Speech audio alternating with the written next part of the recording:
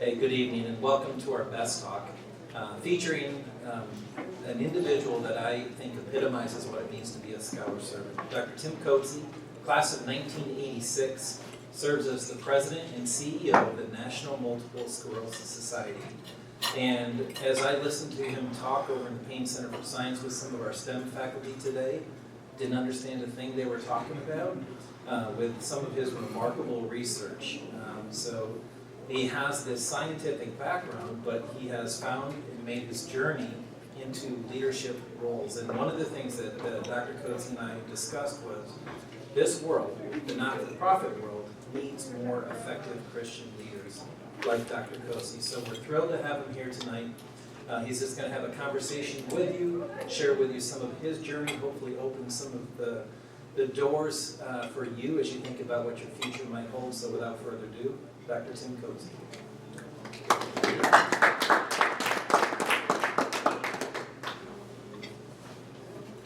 Thanks, Carl. It's great to be with you and Dr. Lewis and Skip and to meet some new friends. So I'm excited to be here with you. I'm going to lower this just a shade so it's not out of view.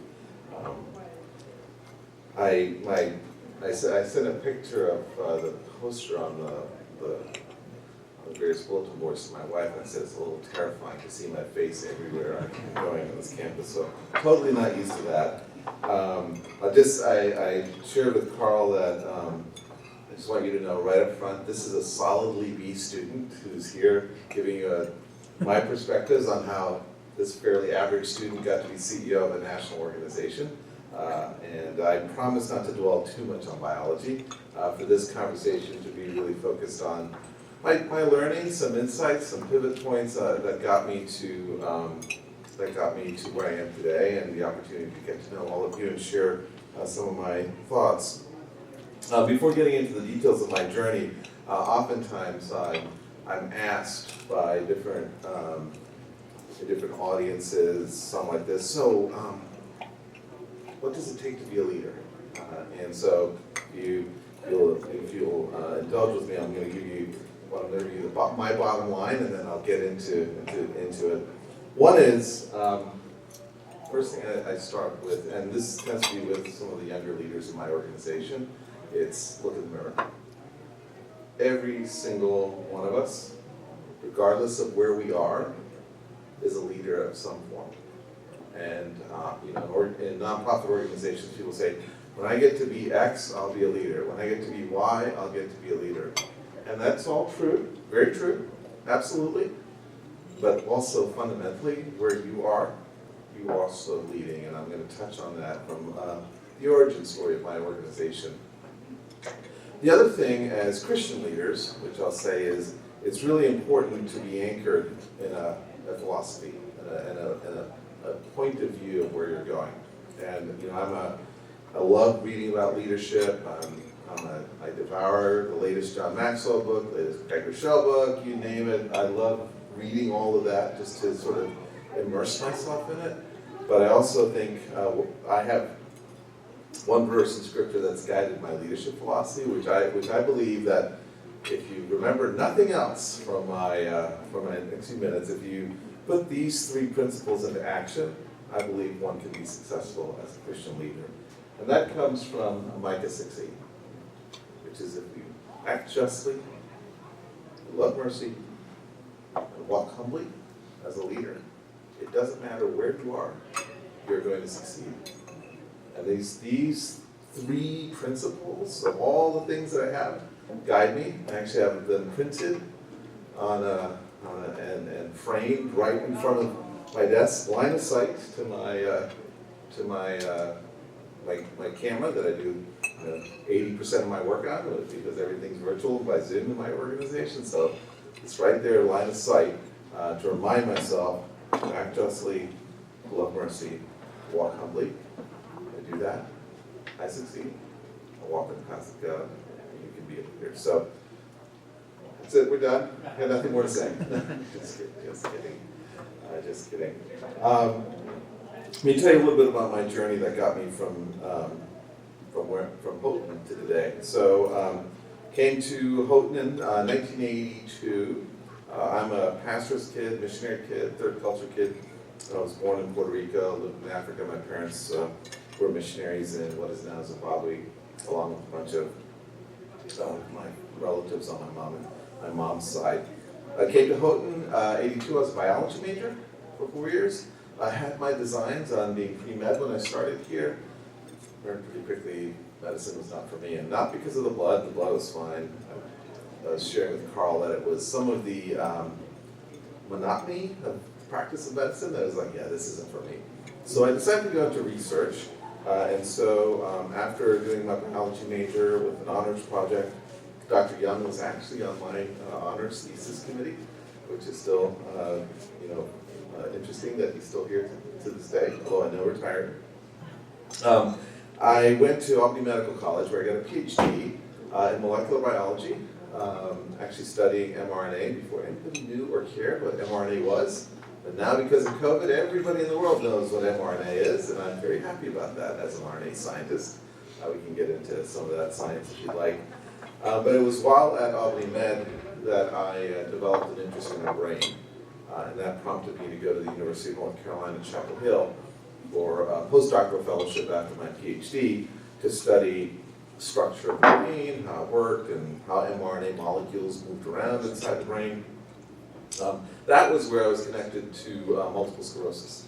The lab I was in was funded by the MS Society, and basically the way it works, when you have a postdoctoral fellowship, the boss says, go out and get a fellowship to pay your salary while you're here, and so he sent me to the MS Society. I submitted a grant, and that I spent a few years there, got published, and then was looking at the future, thinking about doing faculty laboratory research, running a lab. As part of that journey, went to the University of Connecticut Health Sciences Center, where again there I was on the faculty there for a couple of years, did MS research while there. And then in the fall of 2000, had the opportunity to join the National MS Society and to be part of their research team that basically then managed the money that funded researchers. And that was the start of my nonprofit journey. I took the job at the MS Society thinking, well, if it doesn't work out, if the nonprofit sector, if this private sector thing doesn't work out, I can always go back to the lab.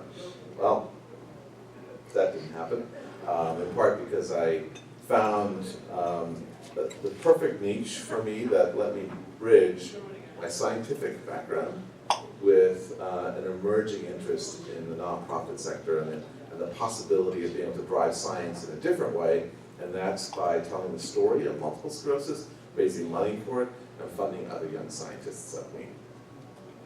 Now, I will take a couple minutes just to tell you a little bit about MS, because I'm going to be referring to it. So basically, it's a disease of the brain and spinal cord. This is about as technical as I'm going to get, so don't worry. Basically, as I said, it's a disease of the brain and spinal cord. We don't know the cause. We have ideas of the cause. There's not a cure, but there are treatments for the disease. And it basically what's happening in the disease, a person's immune system has decided that the insulation that covers the nerve cells in our brain needs to be destroyed. When it gets destroyed, it's like a short circuit in our house, and that causes all sorts of symptoms because the brain doesn't, your spinal cord, brain and spinal cord aren't functioning properly. And that's what causes the symptoms of MS, which I won't get into, but suffice it to say, it can be quite debilitating if not treated. The other thing about multiple sclerosis is anybody can get it. About 1 million people live with the disease in the United States. We used to say it was you could get diagnosed between the age of 18 to 35. That's widened now, so that people as young as 10, 12 have been diagnosed with MS. Rare, but young people, very young people have been diagnosed, and now increasingly older individuals are being diagnosed with the disease. When they go to the doctor and they think they might have Alzheimer's, and when they put them in the MRI and the doctor has good news, bad news. Good news, you don't have Alzheimer's. Bad news, you have multiple sclerosis, but we have treatments for it. So the range is widening, but anybody can get it. 3 times as many women as men, so have it. And the focus of the National MS Society is to address and find a cure for this disease. That's the end of the science lesson. I do want to tell you a little bit about the organization because it gives you some grounding in who we are. The picture on the left shows a picture of Sylvia Lowry, our founder, looking at her brother, Bernard, who was diagnosed with MS in the early 40s. The ad in the New York Times was an 11-word public notice that she put in the New York Times on May 1st, 1945. Because at that point, the neurologist had basically told her brother, "We have nothing for you. Go home, prepare. Get your affairs in order because you're going to die. Please leave our offices. Don't come back because we have nothing for you." Sylvia, who was basically the head of the household, and remember this is World War II, so right as World War II was ending, said, "I'm not going to take this," basically. And so the funny thing about the public notices section of the New York Times in those days, it's like social today. I mean, if you look up some of those, it was hilarious, the stuff, but you can't see it here. But it was really funny. You know, "Mom and Dad, have a good time on your vacation. Come back to our house." I mean, it was completely like going on Instagram and saying, "Hey, I've got this disease. Can anybody help me?" And these are the 11 words: multiple sclerosis. Will anyone recovered from it? Please communicate with the patient. That ad, 50 people wrote to her. They gathered together in New York, started, meeting, and this was May 1st, 1945. May 8th, 1945 was when Italy started surrendering at the end of World War II. Right then, later then, there would be the official armistice and all of that. 18 months later, after founding the organization, they had already raised what in today's money would be $1 million to fund their first grant at Columbia University. So this woman was determined. This is why I said, when you're a leader, it can be wherever you sit. I mean, she was doing this at an incredible time. If you think what it was like to come out of World War II, to start an organization, to be a woman going around where women didn't go in those days, is really quite remarkable. And it's nurturing this origin story of her as a leader that I'm doing today. Like, let's go back to our roots. 80 years this May. So 80 years in 3 weeks was when this ad was written. Today we have 30 plus treatments, cure on the horizon. People live fundamentally differently. And she would also say, it's still not enough. We still need to do more.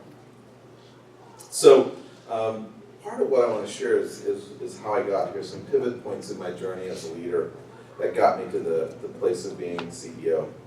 So the first pivot point is I'm going to share, this is a book. A book, really? How is a book so profound? So this was the 4th edition of the Leadership Challenge by Jeffrey Coetzee and Barry Posner. One of arguably the best books on leadership ever. I have the 8th edition at home. I mean, it is an incredible book. But the pivot point here was I was a postdoctoral fellow in the University of North Carolina. And a good friend of mine, my pastor, Dr. Rick Campbell, was doing a leadership, finishing up his D-Min at Fuller Theological Seminary and was taking a leadership class. And he was like, "Hey, you got to read this book. This book's awesome. It'll really help you." And so he gave me this book, and I read it. And I was like, yeah, it's awesome. And it got me thinking about, yes, I'm more than a scientist. I can be a leader. I can be a good church leader. I was very involved in the church and teaching, and it was really an important and seminal moment for me. And the lesson here also is Rick invested in me. He took opportunities to grow and mentor me. He saw an opportunity that I had potential and gave and instilled this, and just a simple act like that. One of the things I'll say is to be the best kind of leader, one of the things I encourage people is you've got to find the people in proximity to you and inspire them, nurture them, create space for them, give them books to read, challenge them, because you never know when that pivot point could inspire them to do something, to inspire them to do the next thing. And so when you're thinking about yourself as leaders, these kinds of moments are really critical. And I've carried this with me. I still have that original copy, and now I have the 8th edition. Other ones on my Kindle, because I can only have so many books on my bookshelf, according to my wife. It's really an important pivot point. The second pivot point for me within the context of the National MS Society came when I, after about 5 years at the organization, was asked to do something completely out there, which was to create a whole new program where instead of us just funding research in the academics labs, we would become basically venture capitalists and support research that was done by biotech companies. We had a new leader of research at the time. This was his brainchild. Nobody else in the department wanted to do it, and so I was the last person he asked, and I was like, okay, let's give it a try. Let's learn something new. I had no idea what I was getting into. The idea of funding biotech companies was really controversial within our organization. Our national board, some members didn't love it. I knew nothing about this whole sector, but it exposed me to what it takes to start a business. I created a limited liability company for the National MS Society. It taught me how to write a business plan. I worked with consultants to really understand what does it mean to read a profit and loss statement. So the lesson around this, there are 2 lessons. One is, as a leader, you're going to find yourself in these opportunities where you're like, I have no idea if this is the right thing for me, but this is interesting and I can learn something. And so you've got to be willing to take the leap and to learn something new. That was step 1. Step 2, you are going to find yourself in these moments where you're going to face opposition and you have to be resilient. I got up in front of our national board, completely green, 3 times, and had a layer of skin peeled off of me as we tried to, I know that's not the kind of board you have here, but we needed to be able to answer some hard questions, and it was incredibly important that we do that. But it also taught me that as a leader, you find yourselves in these moments where if you believe in something and you have a CEO behind you, you gotta stand there and take it. And it taught me resilience as a leader, and the importance of having a clear, compelling plan, but also knowing that in the face of challenging questions, it's not personal, it's about business. And you have to be able to withstand that as a leader, and if you do that, you'll be successful. But this was an incredible inflection point that taught me, how you need to learn how to take risks from time to time. You got to be prepared to be resilient, and you got to be prepared to learn. I learned more about business through this than going and getting an MBA. A few years later, I said to one of my board members, I think I should go get an MBA. He's like, why would you do that? You've actually done more in creating Fast Forward than most MBA students would learn. It'll cost them $250,000 to basically get what you did here. So I still have a copy of the business plan for Fast Forward. But then the next inflection point for me was I became Chief Science Officer for the organization, and our CEO came to us and came to me and said, it's great that you're doing science, fantastic, great job, but I'd like you to lead all of our mission areas. So that would be in blue, the advocacy work, our policy work, in purple, our work to our patient support programs, the engaging our community is being out in the community. And when you look at all the things they did, this is all the stuff they did, and I only knew the stuff in red. And I said to her, I said, really? I know nothing about patient services. I like advocacy, so I'm good on policy and science. It's really about science. I don't know anything about this. You can learn anything. You can do this.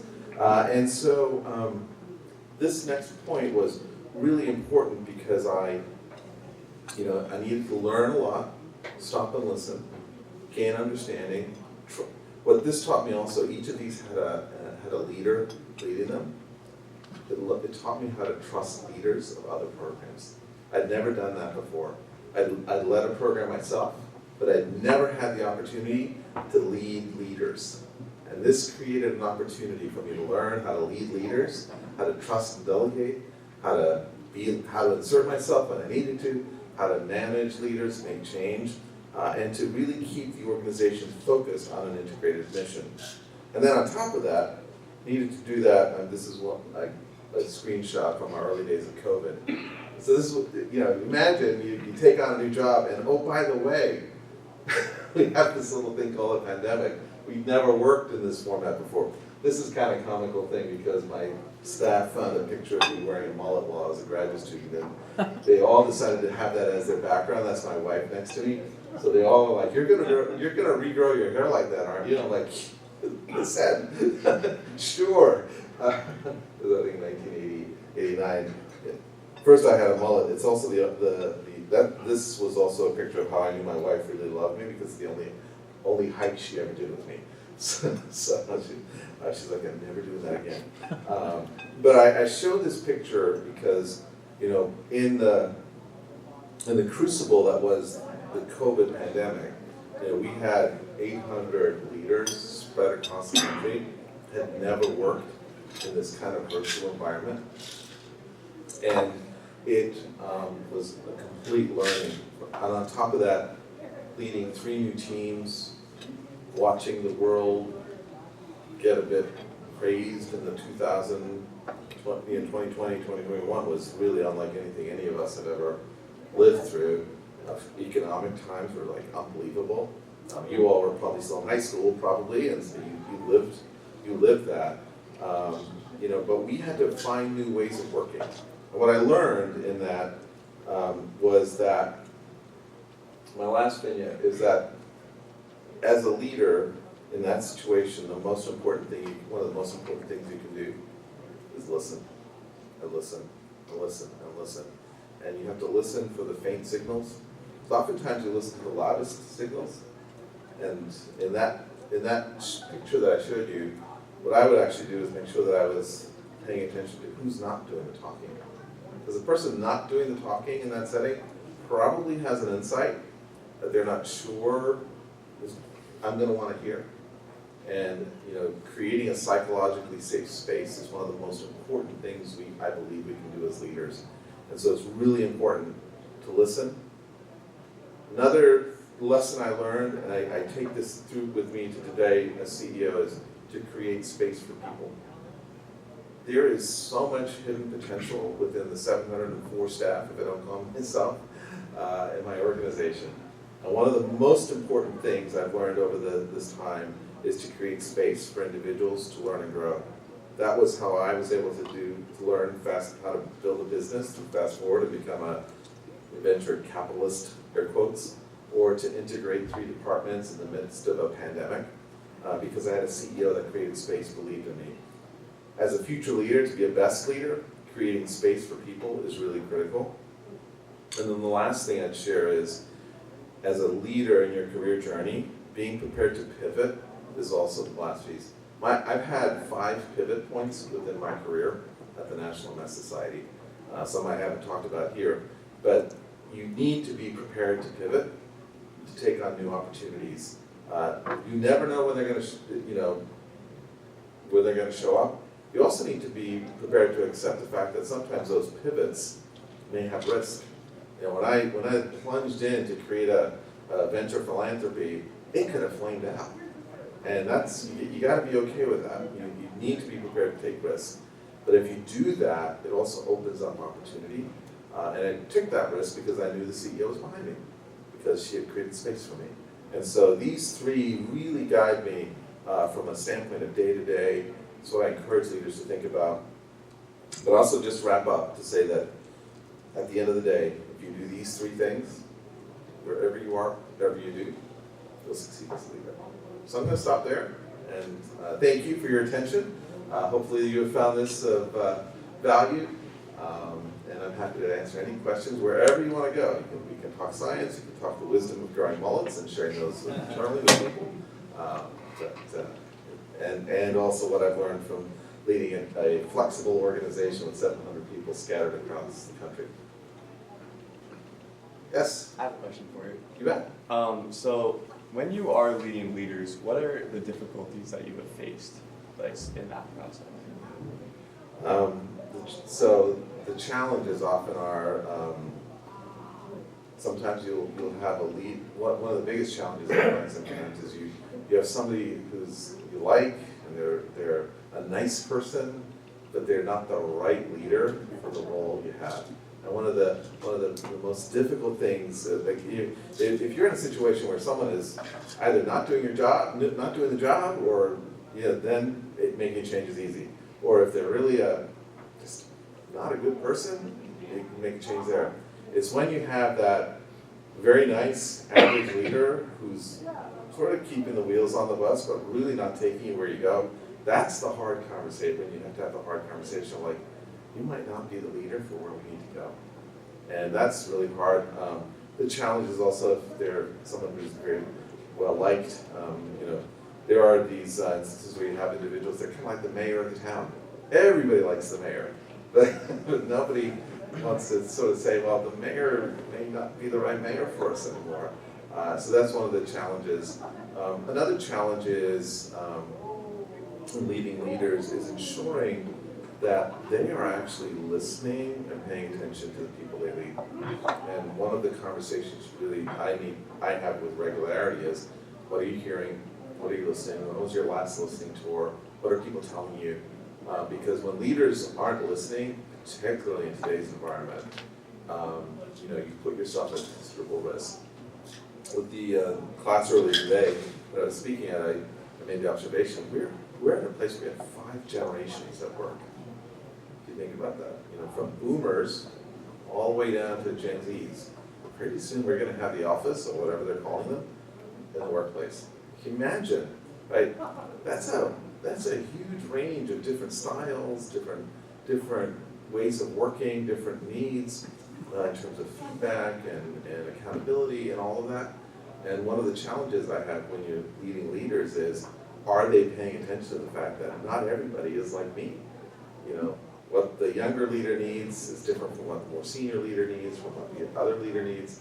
And if someone's not willing to listen to that, that's when I have to step in and say, okay, this is great, we need to make a change here. The last thought on that is that a lot of the work, this is where I think, sports teams are a great analogy, where building a team isn't always about having 5 identical players, right? It just doesn't work that well. You need actually different leaders who can do different things, and you need to create the space where they can complement each other and work together. And so I actually draw inspiration from watching some of, for example, what Steve Kerr has done with the Warriors. It's just amazing, right? Yes, Steph Curry is sort of the center, but pulling people in and out, and that's part of the work that you have to do too, is not everybody is the right leader for today. You need to move people in and out. It's a tough question, but it's hard, and it's hard work. Many leaders don't want to do that work. Yeah, thank you. Yes. How often do you recommend, for yourself or the leaders that you're leading, how often do you recommend they go about gaining that feedback? Yeah. Is it like a monthly thing, or do you kind of have an idea generally how often you should be doing that to keep a pulse? Certainly. For example, within my organization, so I, right out of the gate as CEO, I've been CEO about 9 months, basically, worked with the organization almost 25 years. Started doing pulse surveys of the organization, so working with a company, there are different instruments out there, but basically took a baseline, and we do it every 6 months to see where people are at. So that's one way to do it. Another way I get feedback is right out of the gate, I did a listening tour with a variety of different groups. It's a lot of time, but it gave me really unfiltered feedback. So that I plan to do at least once a year with different groups in different settings. As CEO, I actually have a quarterly open Ask Tim Anything open town hall. So 600 plus people get on. The questions are unfiltered, so people send the questions in, or they can get up on camera if they want and ask me the question, and I just take it, wherever the topic goes. And it's a way of, for me, it's a way of both hearing where people are, but also closing the distance between the CEO office and the frontline staff. Because the frontline staff see lots of stuff I don't see, and so I want to close distance, and I do that because in a flexible work arrangement like we have, it's really important to be visible and to create space for people. And also to give individuals the opportunity to come provide their feedback in different ways in that, either through the chat or through a question. I'm also clear there's no filtering of the questions. The last thing I instituted, which was actually the advice of one of our board members, who's the chief of staff to the CEO of Johnson & Johnson. So J&J is like ginormous compared to us, but their CEO has open office hours. So anybody in the company, he has 3 hours, every other week, can sign up for a 20-minute slot with him, and it's whatever they want to talk about. No ground rules. It's their conversation, just for you and them. So that's another way I get feedback. And then the third, the final way, because I know some people don't like to talk, some people would rather stick to keyboard, is I encourage staff to send me an email with the subject matter, 3 things you should know. And so some people will send me 3 things I should know, and sometimes it's just like, I like architecture of X, Y, Z. I thought you'd be interested to know that. So it's just, it's a lot of, someone said, that's a lot of engagement for a CEO. Yeah, it is. In today's world, that's what CEOs need to do. And so if you want to be a future CEO, you just got to do that. But the other thing is I encourage my leaders to do the same thing in ways that are unique to them within their departments. Thank you. Yeah, sure. And should I say, it's not always rosy. So, sometimes it's a little rough. So next summer, we hope you're coming back for your 40th class reunion. It's a shameless plug. Man, that was good. 40 years out now. Yeah. And I've heard you allude to some of this today. Could you imagine how your education, your Houghton preparation, particularly your liberal arts experience, would have prepared you and how you continue to see evidence of that in your professional journey? Yeah. Well, I think part of it is the scope and breadth of, the wider angle by which I see the world was, deeply influenced by Houghton. One of the challenges I make to our team is that, is to maintain what I call a lateral perspective. And so often people are just focused only on what's in front of them. They lose sight of the lateral vision of what's going on the left and the right. And sometimes it's that stuff going on the left and the right that you really need to be paying attention to. Houghton gave me an ability to step back and see widely, more broadly, thinking deeply about communication, how to do it well, how to engage with people. Obviously, a faith, grounding in faith was also really quite critical for me as well. So it was a great education for me. I was truly an introvert at the time, so I've gone through an evolution as a human as a result of my wife to become less introverted, which was fascinating. Houghton was great for me at the time.